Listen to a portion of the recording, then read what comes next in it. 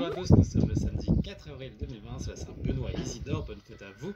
Nous sommes à J+22 de la fermeture temporaire de Disneyland Paris, mais heureusement pour agrémenter nos journées, Disney Plus arrive en France dans 3 jours. Mardi, je vous présenterai d'ailleurs 2 contenus exclusifs de Disney Plus en fin d'émission. Mais d'abord, on enchaîne avec les grands anniversaires dans l'histoire Disney et bien plus encore, c'est juste après le générique.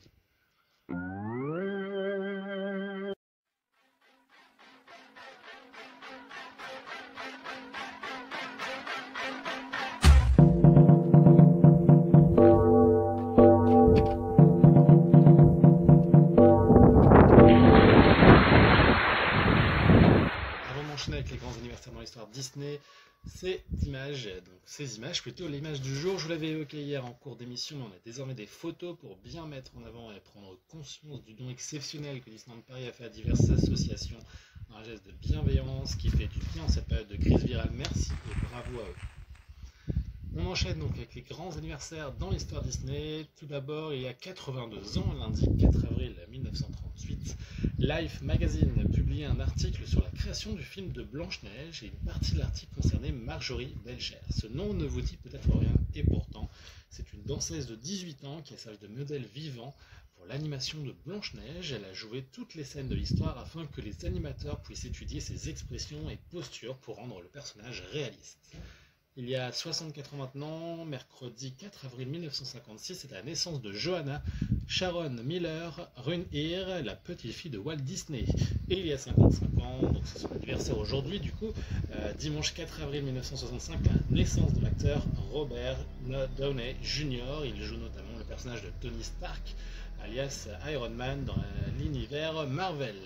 Il y a 20 ans, mardi 4 avril 2000, c'était la sortie vidéo aux US des Aristochats en DVD et en VHS.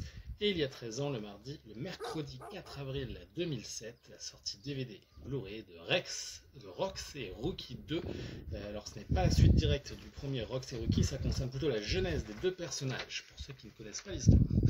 Et il y a 10 ans, dimanche 4 avril 2010, le début de la série Bonne Chance Charlie aux US, aux États-Unis. Une série américaine Disney Channel qui aura 97 épisodes à son actif, 97 épisodes de 23 minutes, autour d'une famille excitée à l'idée de la naissance du 4e enfant, Charlie.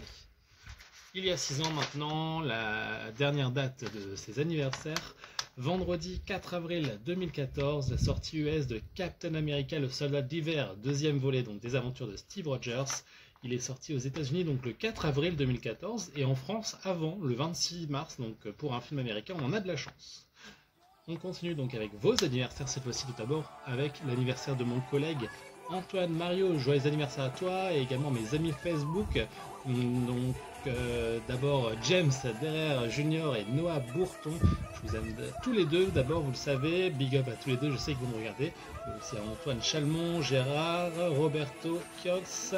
Et à vous qui me regardez si c'est votre anniversaire aujourd'hui. L'Actu Park, rien à signaler aujourd'hui, par contre Actu Média, il y a beaucoup de choses à dire. On se retrouve juste après, on va d'abord faire une petite pause avec, vous le savez, le traditionnel message de passionné. Aujourd'hui c'est à Cortex et Mélanie de vous présenter un souvenir.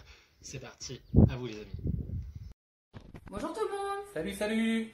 Alors voilà, Tony nous a contacté pour qu'on lui dise notre plus beau souvenir à Disney. Difficile de choisir. Forcément, il y en a tellement. Du coup, nous, on a décidé de parler du signature qu'on a fait au mois de septembre avec notre nièce qu'on a emmenée pour la première fois pour son week-end à Disney. Et c'était une très belle expérience qu'on a vécue tous les trois. C'est super beau, c'est magique, comme tout ce qui se passe à Disney. Voilà, tout ce qui est Disney, de toute façon, c'est magique de base. Donc, mais bon, entre le repas avec les caractères qui viennent, du coup, nous, on a mangé en tête-à-tête avec Mickey et Rafiki. Ouais. Ensuite, on a enchaîné avec un spectacle djembé, avec un monsieur avec des gros yeux qui fait peur. On a bien rigolé, on a appris pas mal de choses sur la culture, c'était sympa. Le spectacle du Roi Lion, qu'on a été voir, qu'on était super bien placé, où j'avoue j'ai versé ma petite larme. Bon, je pense que 90% de la salle a versé sa larme. La rencontre avec Minnie aussi, qui était super belle. Camille, notre nièce, était super contente, on voit sur les photos, son sourire était radieux. Elle n'a pas décroché de la journée de toute façon. Et donc voilà. Après toute journée à Disney, c'est une journée magique pour nous. Même s'il pleut, de toute façon, ça reste magique. Mais on a décidé qu'au prochain signature, on allait le refaire, parce que franchement, ça vaut vraiment le coup. Ceux qui hésitent, franchement, n'hésitez pas, foncez, allez-y. Voilà. Sur ce, plein de bonne magie à tout le monde. Et qui sait, on se croisera peut-être sur le parc un jour. Et restez chez vous. Bisous, bisous. Merci beaucoup, ça fait plaisir de vous revoir, même si c'est en vidéo. On a hâte de nous se retrouver sur le parc après la réouverture. En attendant, vous aussi, n'hésitez pas à m'envoyer vos vidéos, donc vos souvenirs vécus à Disneyland Paris dans une vidéo, donc c'est comme ça, donc en horizontal, sur 1 minute, 1 minute 30, donc un souvenir vécu à Disneyland Paris, tout simplement, en message privé sur Facebook ou Instagram. L'actu média, donc je vous le disais, ce soir déjà, soirée Simpsons sur W9 pour la saison 29, rien de particulier demain au niveau des programmes télé, par contre actu ciné, beaucoup de choses à dire, tous les changements nécessaires à la sortie de la crise virale ont été annoncés par Disney. Vous le savez, le monde entier est à l'arrêt, que ce soit pour la distribution des films au cinéma, ou même pour la promo nécessaire en amont pour faire venir dans les salles, mais aussi les tournages qui sont à l'arrêt. Et on a un nouveau calendrier de sortie qui devrait a priori se tenir correctement. Donc d'abord Mulan, vous le savez, était initialement prévu en mars, sortira aux États-Unis en juillet. En juillet, il devait y avoir Jungle Cruise qui, du coup, quant à lui, est reporté d'1 an. Donc pour juillet 2021, Indiana Jones, qui devait arriver en juillet 2021, arrivera 1 an plus tard, en juillet 2022. La suite Marvel, donc la suite de l'univers Marvel bouge entièrement, vu que les films, vous le savez, se suivent. Black Widow passe d'avril à novembre, place occupée initialement par The Eternals, qui se voit repousser en février, et ainsi de suite. Pas mal de changements également pour les films de la Fox. Les dates s'affichent sur votre écran et sont surtout copiées-collées ci-dessous dans la description de la page vidéo YouTube. N'hésitez pas à jeter un coup d'œil. Vous pouvez me suivre également donc, sur Instagram et Facebook, les liens sont juste en dessous en description. N'hésitez pas, comme ça vous aurez l'actu Disney en live directement et bien plus encore. Je vous l'avais promis avant de finir cette émission, je vais vous présenter 2 contenus originaux que vous découvrirez sur Disney+ uniquement dès mardi. Tout d'abord, donc ce sont Il était une fois les Imagineers et ensuite Une journée à Disney. Donc ce sont 2 documentaires, les 2 documentaires dont tout le monde parle et attend avec impatience sans forcément en savoir un peu plus au niveau des détails du contenu. Mais grâce au dossier presse qui a été dévoilé il y a quelques jours aux journalistes, je l'ai eu et je vous en dis davantage. Tout d'abord, il était une fois les Imagineers, les visionnaires Disney.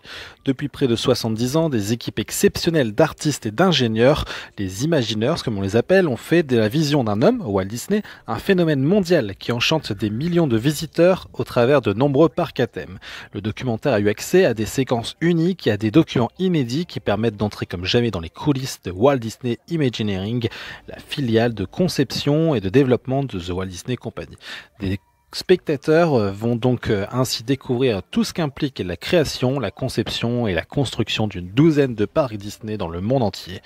À travers 6 épisodes de 50 minutes, donc on a vraiment hâte de découvrir ce documentaire exclusif à Disney+, dès mardi en France.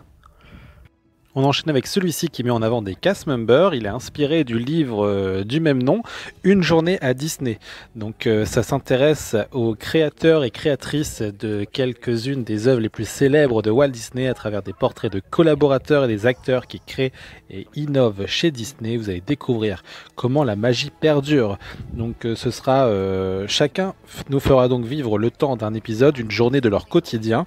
Donc il y aura 52 courts-métrages mais également un long-métrage. Et le livre qui est toujours disponible uniquement en version originale, donc en anglais, notamment dans la boutique The Storybook Store à Disneyland Paris, lorsque ce sera de nouveau réouvert. On termine sur un retour en arrière et un bond à l'étranger, un extrait d'une soirée spéciale années 80 qui s'est déroulée il y a quelques mois à Disneyland, en Californie. Dites-moi en commentaire si c'est le genre de thème que vous aimeriez voir chez nous à Disneyland Paris. On se quitte là-dessus. Bisous les passionnés. Ciao.